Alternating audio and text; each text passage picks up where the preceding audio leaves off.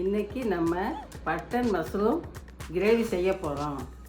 அதுக்கு தேவையான பொருட்கள்: 2 ஸ்பூன் எண்ணெய், கடலெண்ணெய், 2 சீல் விழுது தேங்காய் விழுது, 2 பீஸ் இஞ்சி விழுது, 2 பல் பூண்டு விழுது, சிறிய பட்டை 4, அன்னாசிப்பூ அரை அன்னாசிப்பூ, 2 கிராம்பு, 2 ஏலக்காய், 1/4 ஸ்பூன் சோம்பு, 1 பீஸ் கல்பாசி, 1 பிரிஞ்சி இலை.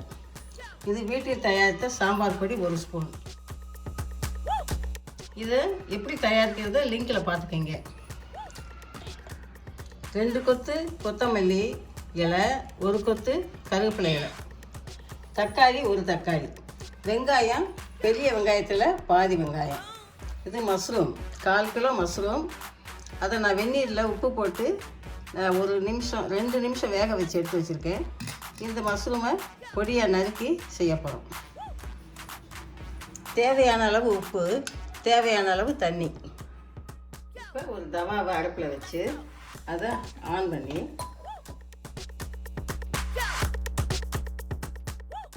தவா சூடானதுமே 2 ஸ்பூன் கடலை எண்ணெயை ஊற்றுறேன். இப்போ எண்ணெய் நல்லா காஞ்சிருச்சு.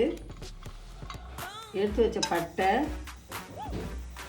அன்னாசிப்பூ, பிரிஞ்சி இலை, கல்பாசி, கிராம்பு 2, ஏலக்காய், சோம்பு இதெல்லாம் போட்டு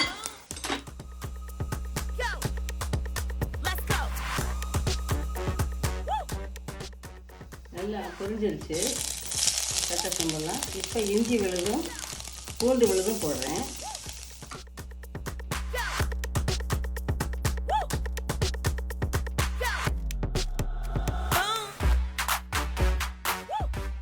அடுத்து கருவேப்பிலை போடுறேன்.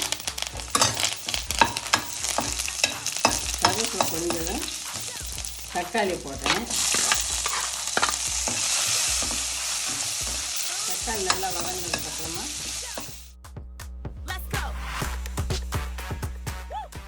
தக்காளி வதங்கிருச்சு. அடுத்து வெங்காயத்தை போடுறேன்.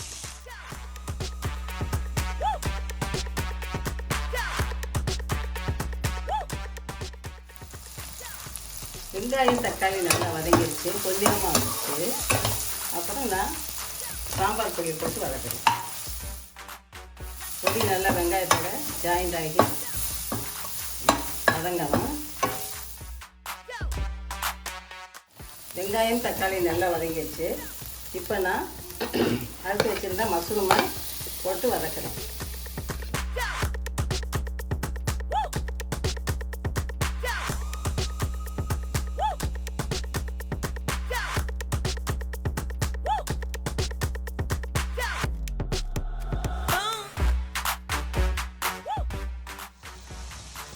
மஷ்ரூம் நல்லா வெந்துருச்சு, நல்லா மசாலாவோட ஜாயிண்ட் ஆகிடுச்சு. இப்போ தேங்காய் விழுதை ஊற்ற போகிறேன். தேங்காய் விழுதை சேர்த்து தேவையான தண்ணி ஊற்ற போகிறேன். தேங்காய் விழுதை சேர்த்தாச்சு.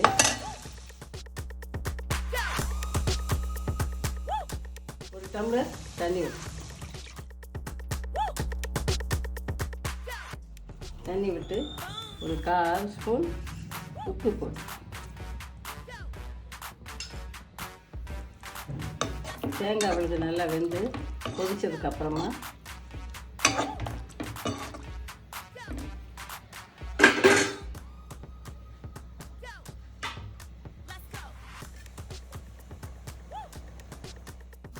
நல்லா வெந்து ஜாயிண்ட் ஆகி வந்துருக்கு. இப்போ கடைசியில் கொத்தமல்லியை தூவி இறக்க போகிறோம்.